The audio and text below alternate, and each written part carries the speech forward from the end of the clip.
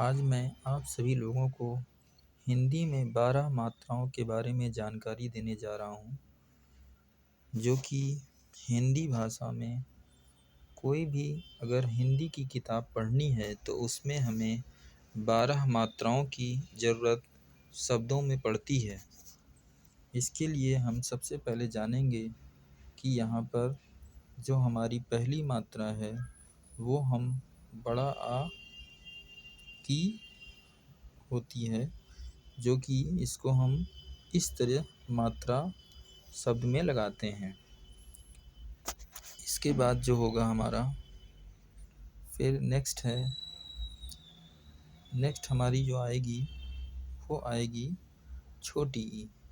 छोटी ई की जो मात्रा है वो हम छोटी ई इस तरीके लिखते हैं और इसकी मात्रा जो होती है वो हम इस तरह लगाते हैं। इसके बाद आएगा बड़ी ई। बड़ी ई जो होती है इसकी मात्रा हम इस तरह से किसी भी शब्द में जहाँ पर जैसी आवाज़ आएगी वैसा हम लगाएंगे। इसके बाद है नेक्स्ट बड़ी ई के बाद आएगा छोटा ऊ। छोटा ऊ जैसे हम इस तरीके छोटा ऊ लिखते हैं और इसकी जो मात्रा होती है वो इस तरह होती है। ये भी हमारे जहाँ पर छोटा ऊ की आवाज़ अगर आएगी तो उसमें दबी हुई आवाज़ आएगी, उसकी मात्रा हम ऐसे लगाते हैं। इसके बाद बड़ा ऊ। बड़ा ऊ में यहाँ पर हमारी मात्रा इस तरीके होती है, इसमें ऊ की लंबी आवाज़ आएगी, ऊ। इसके बाद नेक्स्ट है री की मात्रा। री की मात्रा जो ये री आप री से ऋषि पढ़े होंगे, इसकी जो मात्रा होती है वो इस तरह लगती है। जैसे अगर कहीं पर लिखा है वृक्ष, वृक्ष में री की मात्रा इसमें व्री, इसमें ये री की आवाज़ आ रही है, इसलिए हम री की मात्रा ऐसे लगाते हैं। इसके बाद नेक्स्ट है ए की मात्रा। ए का मतलब है इस तरीके जो हम लिखते हैं ए, इसकी मात्रा ऐसे होती है इस तरह, और यह मात्रा जैसे जहाँ पर जो आवाज़ आएगी उस तरीके हम लगाएंगे। जैसे हमने बोला रेल, रेल में रा में ए की आवाज़ भी आ रही है और इस तरह हम इसमें यहाँ पर ए की मात्रा लगाते हैं। इसके बाद नेक्स्ट है ऐ की मात्रा। ऐ की मात्रा में हम ऐ की आवाज़ आएगी, लेकिन यहाँ पर सिंगल एक ऊपर रहता है, लेकिन इसका जो मात्रा होती है वो ऊपर दो चोटी के रूप में होती है। इसकी भी मात्रा जहाँ पर जैसी आवाज़ आएगी, जैसे हमने बोला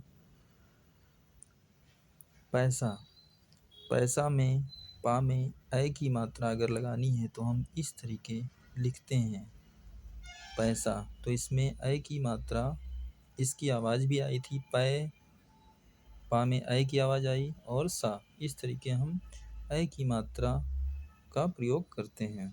इसके बाद नेक्स्ट है हमारी ओ। ओ की मात्रा जो होती है वो इस तरीके ओ लिखा जाता है और ओ की मात्रा सिंगल एक चोटी और एक लाइन, एक लाइन और एक चोटी, इसमें हम ओ की मात्रा इसको बोलते हैं।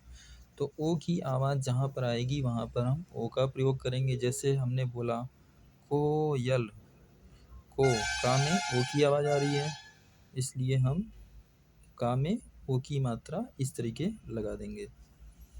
इसके बाद नेक्स्ट है औ की मात्रा। औ की मात्रा जो होगी वो हमारी इस तरीके यहाँ पर औ लिखा जाता है और औ की मात्रा में विशेष एक ध्यान रखना होता है कि एक लाइन के साथ ऊपर दो चोटियाँ होती हैं जिसमें हम औ का प्रयोग करते हैं। तो इसमें भी आवाज़ से हम पहचान सकते हैं। जैसे हम बोलेंगे मौका, मौ, तो माँ में औ की आवाज़ भी आ रही है, इस तरीके हम औ की मात्रा लगाकर और ये शब्द हम पूरा करेंगे। इसके बाद है अंग की मात्रा।